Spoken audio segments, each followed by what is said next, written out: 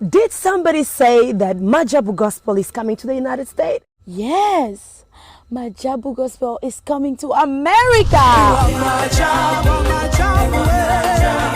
Pour la toute première fois, Majabu Gospel aux États-Unis d'Amérique. On the 16th of January, it is happening in Portland, Maine.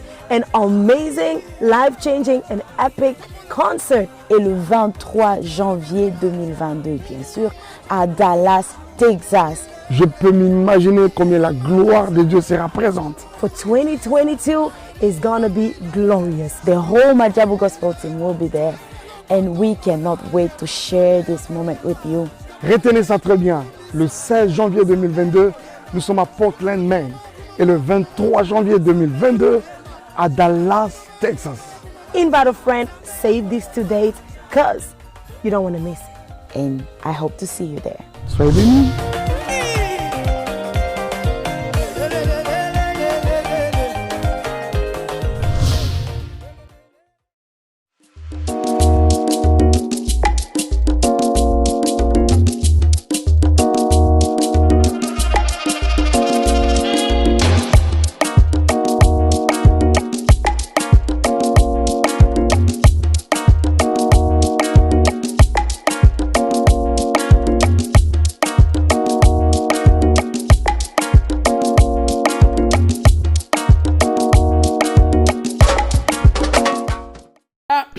Voilà, bonjour à tous, bonjour tout le monde, bonjour ma famille, bonjour mes vrais, bonjour groupe WhatsApp Nanga Mobimba.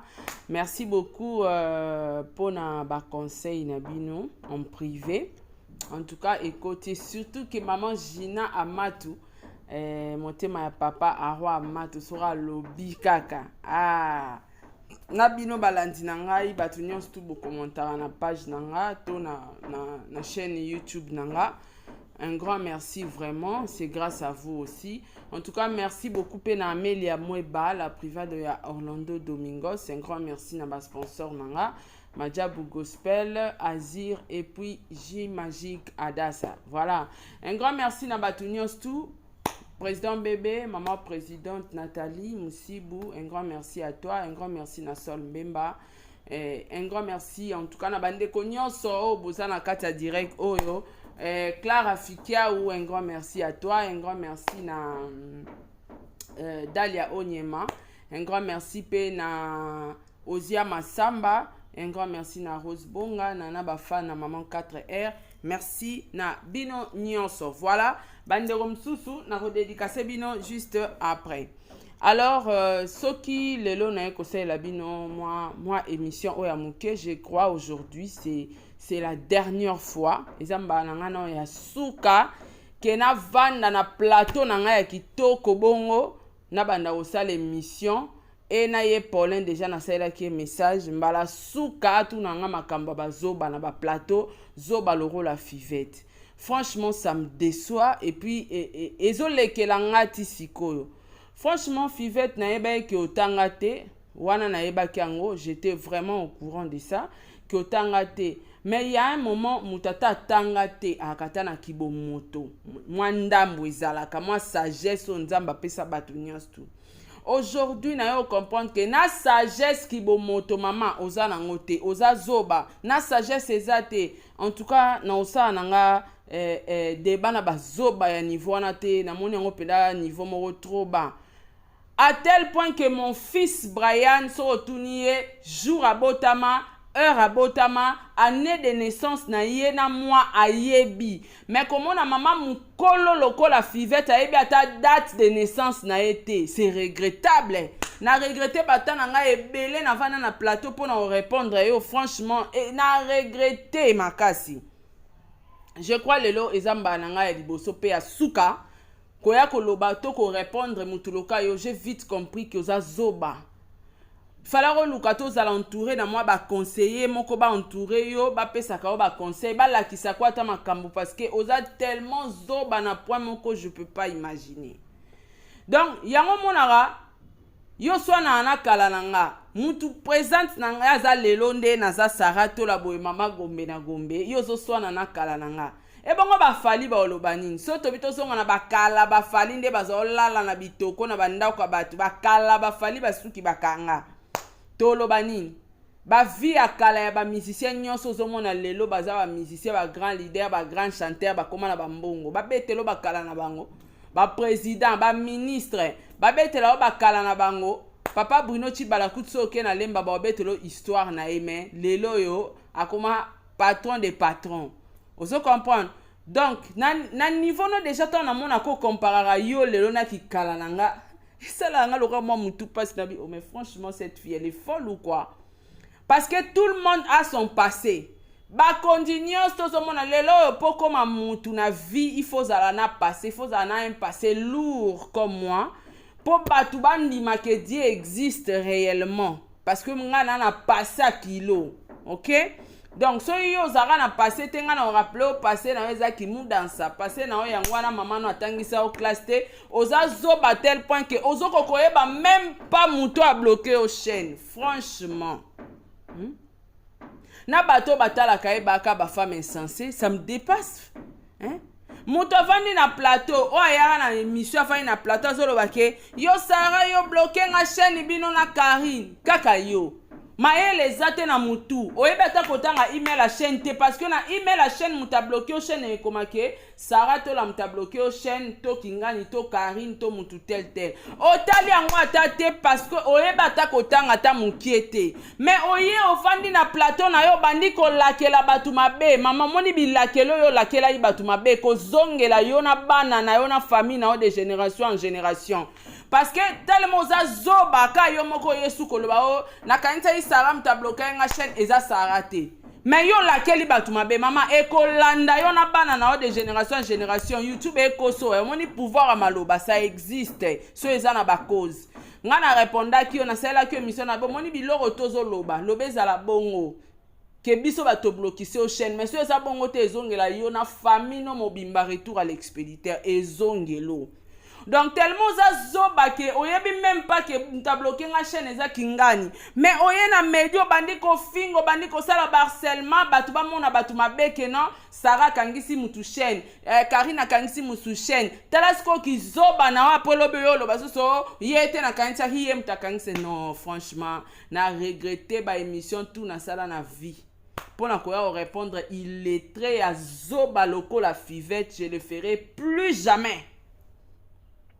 Donc yo ato telemi na boulevard na micro ozo bele lozo finga nganga na ponga pona yo kayo bien fivette il faut ya osala émission na boulevard o telemi pe na katikati ya boulevard ya King Mart awa osimbi micro mo makasi ke batu nyonso na immeuble na biso ba oyoka nde na bimi pe na fenêtre na otalonga bi ya solo ko fivette osala nge émission afinginga OK ya solo pe na finga mama mais ponga na ko répondre zoba net yo. À rien. Jamais. Jamais maman. Lora chaîne nous allons ka mukiebo et tala manango na international te. Ka mwandambo bato batala kopo sepelisa bango finga bato. Wana peut-être bango nde kande ba otala yo. Mais nga penza pona répondre yo mama ti okufa. Monde na lobino ti okokufa ka na osela ro émission te. Ata réponse nanga ozwaka te. Oza zoba na niveau na ndimi na so na mwa loka Brian Keyo. Moutozolo bake mama boti yo na âge à 16 ans, maman nous a en 1969. Soto che 2022 moi 1969 égale à 53 ans. Maman nous a 53 ans, soto juste 53 moins 16, on a 37 ans d'âge. Ozo kota 40 ans. Maman dans 3 ans tu as 40 ans. Tu vas totaliser 40 ans d'âge. Mère des enfants. Ozu mutakala masoko no nyonso bombi kota banduto bombi kota salite na batache ozo cheli batu na TikTok oboti pe bana mibali mama Sony ngako bota mana mama lokwa yo na wanga na yo oza mama Sony donc na kibo moto za na ngote non franchement je ne peux plus en tout cas abonné na nga mutu nyonso sora tale émission na ye bokomela ngate bobenga ngate parce que na ko répondre etaza nyama na omone nyama za mutu te parce que ataki bo moto ya mukie aza na ngote aza na 37 ans d'âge azozwa vie au sérieux te aboti mibali bana moi mbali ne jeune garçon no tala mbinga mobali ndengwana mais azotika nzoto libanda. Mais azo bata âge na été Fivette, plus jamais. Nga so na yebaka kozaka zoba tina point o yebi âge date de naissance noté. Mais na réponda o tena kanta oza zobo tanga te mais moi ki bo moto eza. Mais lelo nde na comprendre kata ki bo moto ana ngote. Ah maman, na sukoni maboko.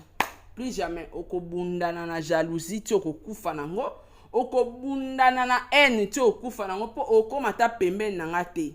Na bato okosa bango nga na obeta sara yo yebi plateau na nga place ezalaka so oza mwasi ya tembe fo tia makolo no nde kuna po nga yo bomba ndako no place osaka bemission soki kikuku no yango ezalaka wapi nayebi te pesa nga adresse ya ndako no omona nga na oya mpo natalisa bato ke olobaka biloba makasi wana ngo te makolo no wana no eza makolo bambasu bapota par-ci par-là yo pene otele mobundi mpe na motu.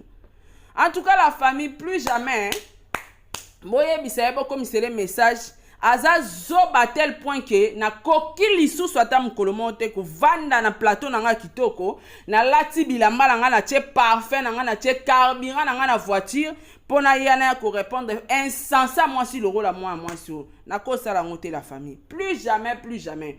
Donc lokolo oyebaki moto akangaki o chaîne te tellement otanga te oye koakize nga na Karine mama internet ekoso tomoni nga bilo nyonso tolakela nga na selaki yango na ba prière na nga ezongela famille no ezongela bana no de génération en génération loba chaîne no wana ya na maboko na nga tongam na blokaki yango to lokola yo lukaka o vivre na sima bakombo ya bato mama nga na tourner yo le dos à vie na bosani yo omwende ezalaki muto neti na yeba ete na vie ndenge yoza o mata o kita o bambana o sala ba émission ndenge nini na bosani yo à vie na pesi yo mukongo tika loka nyama na komo mono loka bambwa ba mine na ba max donc na ko swana na nyama te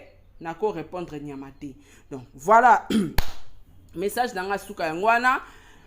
Merci beaucoup Nabatu Nyonstu, Eliezer Nkano, un grand merci à toi, Sarah Abwele, un grand merci na Maman 4R, un grand merci na Dalia Onyema, un grand merci na Ozia Masamba, Rose Bonga, Celia Kikela.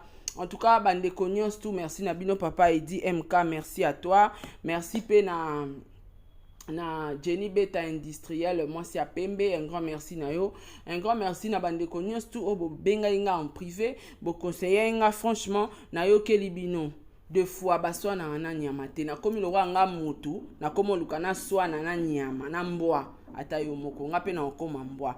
Alors merci beaucoup à vous mes abonnés, merci na ba tunyonso oyo balinganga et puis o balingaka ba émission na nga ba analyse na nga ba toi histoire vraie. Un grand merci Penabino.